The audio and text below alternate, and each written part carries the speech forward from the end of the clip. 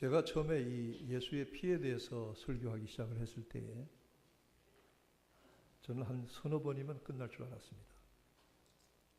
우리가 너무 뻔히 잘 안다고 생각하는 주제잖아요. 예수의 피. 얼마나 많이 들었어요. 예수의 피. 그리고 제가 이 말씀하기 전에 광고한걸 붙였는데 시집간 딸이 왔어요. 손 한번 들어보세요. 네. 그래서 석 달마다 온다 그랬는데 왜 안 오나 그랬더니 오늘 왔어요.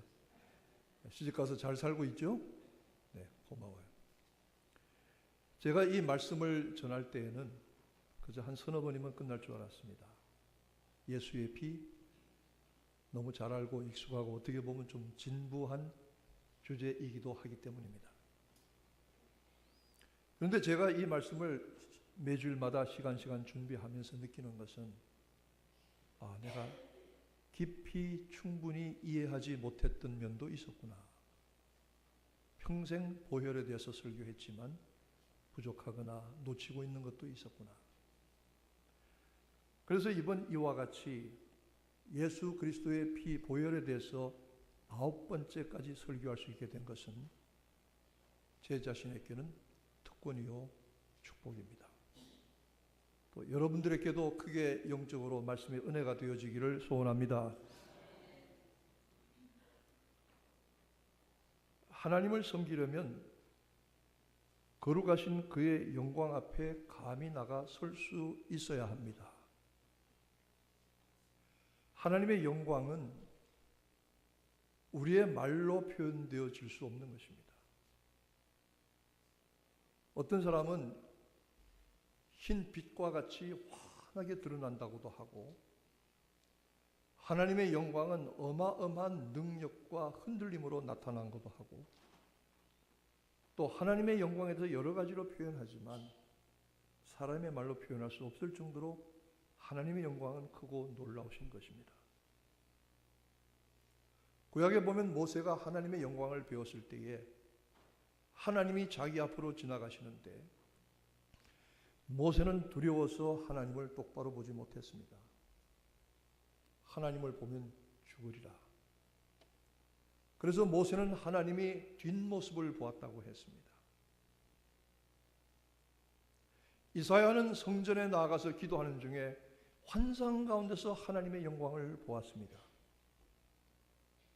성전 보좌에 높이 앉으신 하나님을 보았는데 그 영광이 너무너무 크고 놀라워서 자기도 모르게 탄식했습니다. 화로다, 화로다, 화로다. 나여 망하게 되었다. 죽게 되었다. 그 이유는 내가 입술이 부정한 자여 입술이 부정한 백성 가운데 거하면서 만군의 주 하나님을 배웠습니다. 얼마나 놀랍고 두려운지 나 이제 죽었다. 여러분, 어떻게 우리가 감히 하나님의 영광 앞에 그의 거룩하심 앞에 함부로 나가설 수가 있겠습니까? 오늘 예배와 성찬도 마찬가지입니다. 무슨 나들이 가듯이 놀러 가듯이 무슨 모임이나 친구들 만나러 가듯이 무슨 파티나 무슨 행사에 회의에 가듯이 나온 사람 없을 줄로 압니다.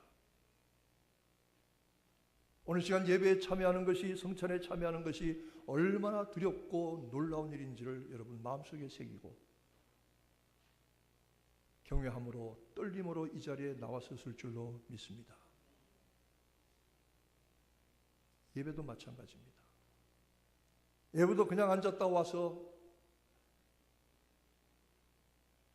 그냥 1시간 말씀 듣고 가고 밥 먹고 가는 것 아닙니다. 저는 제가 여러 해 동안 우리 예배위원회에서 수고하는 일을 감사하게 생각하는데 다른 부서 일도 다 감사하지만 특별히 예배 전에 오셔서 구간에서 여러분들이 모여서 기도합니다. 예배를 위해서 기도합니다. 목회자의 설교를 위해서 간절히 기도합니다. 얼마나 고마운지 모릅니다. 그분들도 가서 커피 마시고 사람들하고 잡담할 줄 압니다. 웃고 떠들고 그렇게 시간 보낼 줄 압니다. 그러나 그렇게 하지 아니하고 예배를 위해서 기도하기로 작정하고 갔으니 얼마나 고마운 일입니까? 성찬에 참여하는 것도 그냥 참여하는 것 아닙니다. 이 떡과 잔은 그리스도의 살과 피를 기념하는 것이라. 어떻게 내가 이 그리스도의 살과 피를 함부로 쉽게 받을 수가 있을까? 두렵고 떨림으로. 그리고 이 살과 피를 받기 전에 내가 한 주간 동안 나의 삶에 혹시 하나님 보시기에 부끄러운 것이 없는가? 혹시 하나님 보시기에 망령되거나 거룩하지 못한 것이 없는가? 혹시 형제를 미워하며 질투하며 시기하며 헐뜯거나 혹은 마음속에 음란한 것, 부정한 것을 가지고 있지 않았는가? 내 속에 교만이나 불순종함이 없었는가? 정말로 내가 이 성찬의 떡과 잔을 받기에 내가 합당한 상태인가? 두렵고 떨림으로 나와서 회개하고 은혜를 회복하여 주시기를 간절히 간구하면서 성찬의 떡과 잔에 참여하는 여러분 되시는 줄로 믿습니다. 그렇게 되어지기를 축원합니다. 하나님의 거룩하심 앞에 나아가려면, 하나님의 영광 앞에 나아가려면 우리가 거룩하게 준비되어야 합니다. 거룩하신 하나님은 거룩함을 입은 사람들, 거룩한 믿음의 옷을 입고 거룩한 심령으로 섬기는 것을 원하십니다. 제가 예배 전에 기도하실 분들, 헌금 봉헌하실 분들, 성경 봉독하실 분들하고 함께 기도하고 올라오는데 그때도 마찬가지입니다. 어떻게 우리가 예배 인도자의 자리에 감히 섭니까? 두렵고 떨립니다. 주님의 피로 우리의 허물된 것, 죄된 것을 씻어주시는 그 은혜와 능력을 다시 한번 허락하여 주옵소서. 그리고 우리의 부족한 것이 많사오니 하나님의 사랑과 은혜의 의로 옷 입혀 주옵소서, 가리워 주옵소서. 그리고 이 자리에 올라오는 겁니다. 그렇게 올라오는 여러분 되기를 바랍니다. 하나님은 그렇게 예배 인도자로 예배를 섬기기를 기뻐하십니다. 예수의 피는 거룩하신 하나님을 바로 섬기는, 온전하게 섬기는 능력이 되는 줄로 믿으시기를 축원합니다.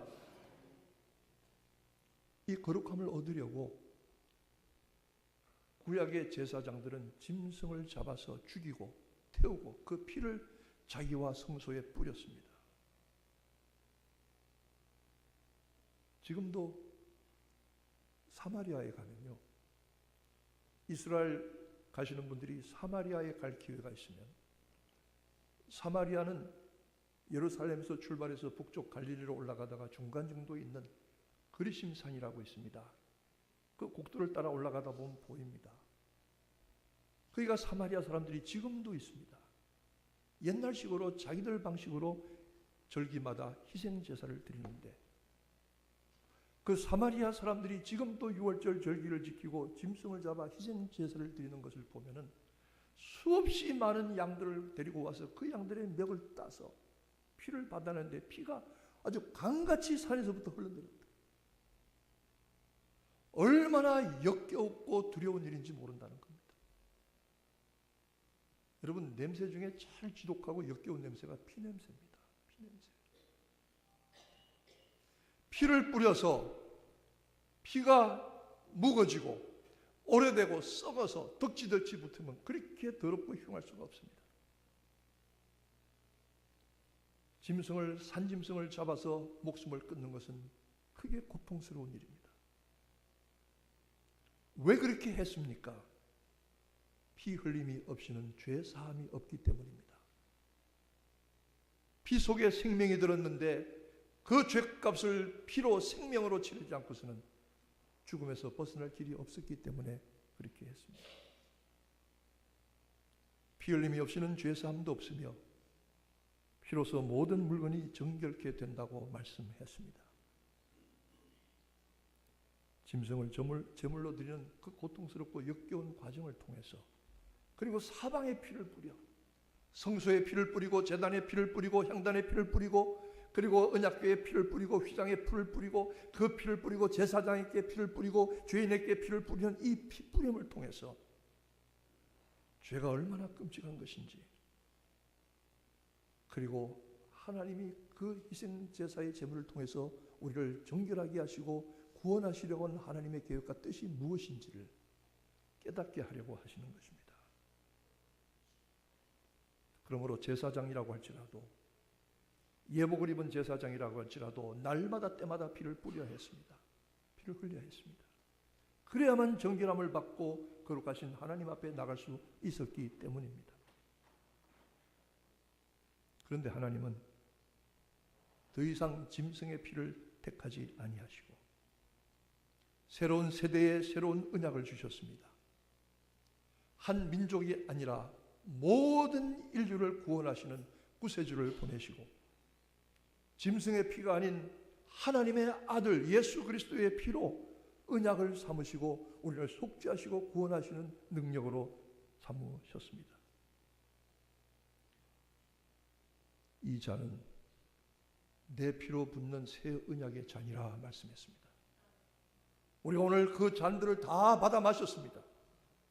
그냥 받아 마신 것 아닙니다. 맛을 음미해가면서 받아 마신 것 아닙니다.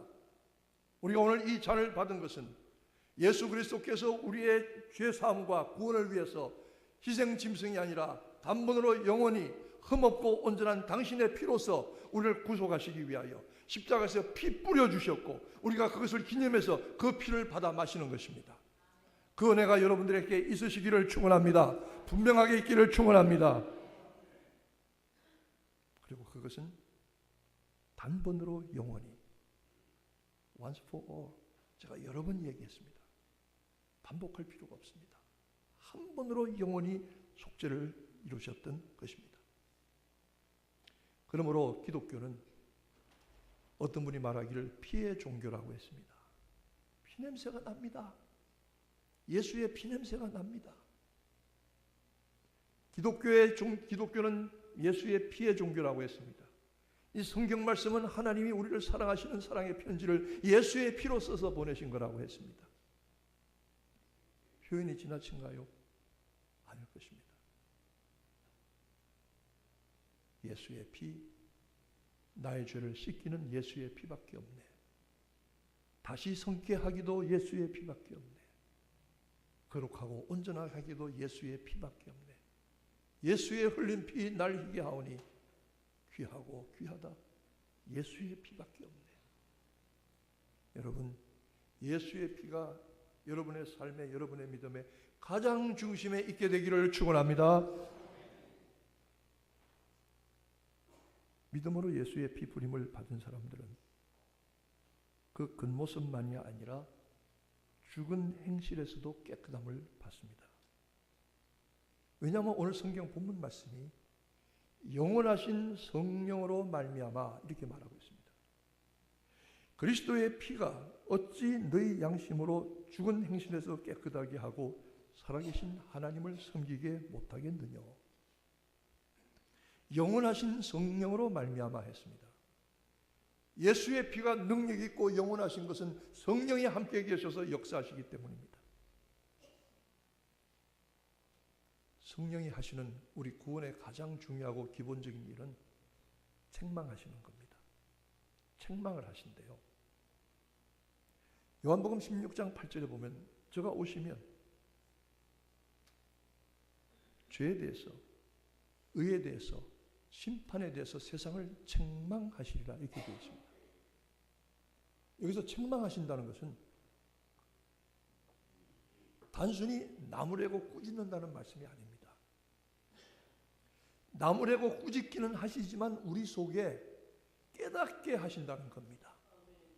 하나님의 은혜와 사랑이 무엇인지, 우리의 죄의 상태가 무엇인지, 어떻게 해야 여기서 해결되고 구원받을 수 있는지를 깨닫게 하시는, 이 깨닫게 하시는 것이 책망하는 겁니다. 그렇잖아요. 부모가 자식을 야단칠 때 야단치는 것 자체가 문제입니까? 목적입니까? 아니잖아요. 깨닫게 하는 게 목적이잖아요. 책망하지만 여러 가지 방법을 쓰셔요. 성령이 그러하십니다. 깨닫지 못하는 사람들에게 제발 깨달으라고 성령께서 여러 가지로 역사하시는데 사람에 따라 경우도 다르고 방법도 좀 다르시긴 하지만 책망해서 깨닫게 하십니다. 무엇을 책망해서 깨닫게 하십니까? 내 죄와 내 영적 상태를 책망해서 깨닫게 하십니다. 무엇을 책망해서 깨닫게 하십니까? 예수 그리스도의 은혜 외에는, 그 구속의 은총 외에는 해결될 길이 없다고 깨닫고 십자가의 은혜를 간절히 구하게 하시도록 책망하십니다. 무엇을 책망하십니까? 그리스도의 피로 말미암아 죄 사함을 받을 뿐만 아니라 씻음과 거룩함도 얻는다는 사실을 깨닫게 하십니다. 이거 깨달으라고 책망하십니다. 야단치고 망하라고 하시는 것이 아닙니다. 무엇을 책망하십니까? 죽었다가 깨어난 양심으로 악한 행실을 버리고 하나님을 바로 섬길 수 있도록 깨닫게 하시고 책망하십니다. 우리의 심령이 되살아나게 하시고 하나님의 뜻과 하나님의 사랑을 깨닫게 하십니다. 이 책망을 하십니다. 신자는 성령이 계셔서 이 책망을 받아야 합니다. 내가 때로는 완악해지고 교만해지고 금방 젖을 수 있지만 그러나 다시 깨달아야 합니다. 여러분도 그렇겠지만 저도 오늘 이 자리에 오늘 성찬과 예배를 인도하기 위해서 나오면서 참으로 무거운 마음으로 나왔습니다. 하나님, 제가 설교자로 쓸 만한 가치와 자격이 있는 사람입니까? 성찬의 예식을 성도들에게 베풀 만한 준비가 된 사람입니까? 제가 그만큼 온전하고 거룩함을 갖추고 하나님 앞에 나옵니까? 방법이 없습니다. 길이 없습니다. 주님의 피로 씻음받고 의의 세마포로 가림을 받는 것 외에는 방법이 없습니다. 이 은혜를 회복하여 주옵소서. 이 은혜를 우리에게 새롭게 하여 주시옵소서. 여러분도 그렇게 되어지기를 소원합니다. 그렇게 되면 예배나 하나님을 섬기는 일이 소홀할 수가 없잖아요. 예배는 우리 인생에서 하나님께 드릴 수 있는 최고의 것이며 최고의 가치입니다. 예배를 바꿀 수 있는 것 아무것도 없습니다. 예배가 안 되고 다른 일을 한다는 것은 그건 거짓말입니다. 가끔 교인들이 교회 예배 안 나오셔요. 알아보니까 몸이 아파서 안 나왔대요. 이해가 갑니다. 얼마나 몸이 아프면 정말 손가락 하나도 깜짝하고 꼼짝 움직이기 어려울 정도로 아픈 게 있거든요. 정말 그런 게 있어요. 그럼 어떻게 해요? 집에서 예배를 혼자 드리는 심정으로 말씀 보고 기도해야죠. 그런데 어떤 분이 하는 얘기가 목사님 오늘 교회 안 나왔던 그분이요. 저기 쇼핑몰에서 봤는데요. 아니 친구들하고 밥 먹으러 왔던데요. 저는 참 이해가 안 됐어요. 어떻게 예배는 아파서 못 온다고 하면서 쇼핑몰은 가고 친구들하고 밥을 먹으러 나가는지 모르겠다. 여러분 중에 그런 분들이 한 분도 안 계시죠? 안 계신 줄로 믿습니다. 제가 어떤 분이요. 병원에 입원했다가 링게를 듣고 예배 드리는 분 봤어요. 링게를 들고 예배 드리러 왔더라고요. 제가 뭐라고 그분에게 얘기를 하겠느냐고요. 저는 그분만 봐도 은혜가 되는 거예요.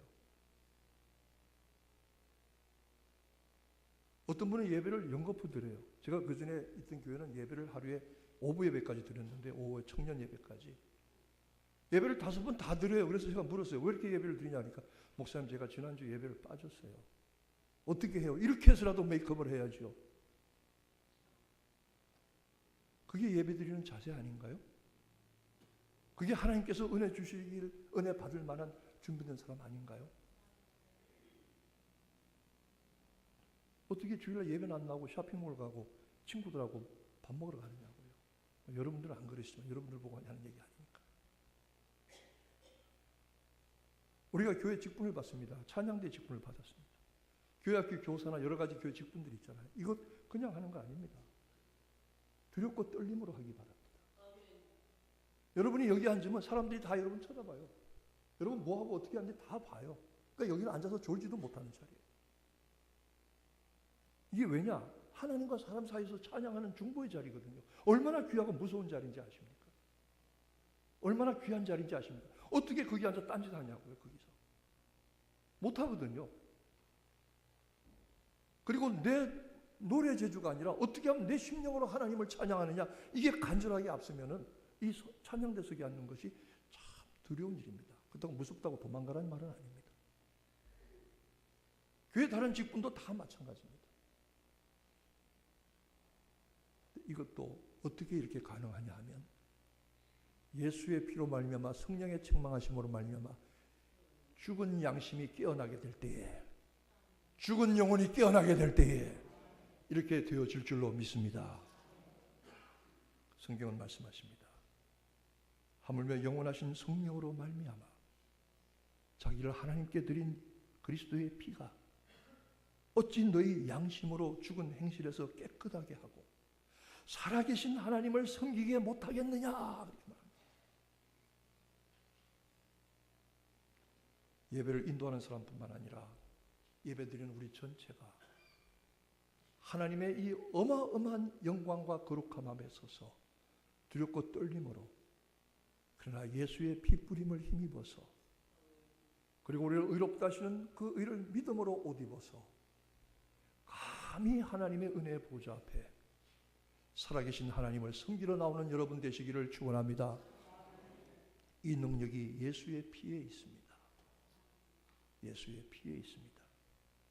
그리스도의 피가 어찌 너희 양심으로 죽은 행실에서 깨끗하게 하고 살아계신 하나님을 섬기게 못하겠느냐. 예수 피의 은혜와 능력이 여러분들의 삶에, 여러분들의 심령에, 저와 여러분에게 충만하기를 축원합니다. 기도하겠습니다. 예수의 피, 새 언약의 증거입니다. 속죄와 속량의 능력이었습니다. 하나님과 화목되는 증거였습니다. 교회를 사서 세우시는 값이었습니다. 거룩함의 능력이며 영생하는 음료였습니다. 하나님 앞에 담대히 나가는 믿음의 증거였습니다. 살아계신 하나님을 섬기는 능력입니다. 이 피의 은혜와 능력이 나의 것 되게 하여 주옵시고, 양심이 심령이 되살아나 죽은 행실에서 깨끗하여 살아계신 하나님을 온전히 섬기게 하여 주시옵소서. 예수 그리스도의 이름으로 기도하옵나이다. 아멘.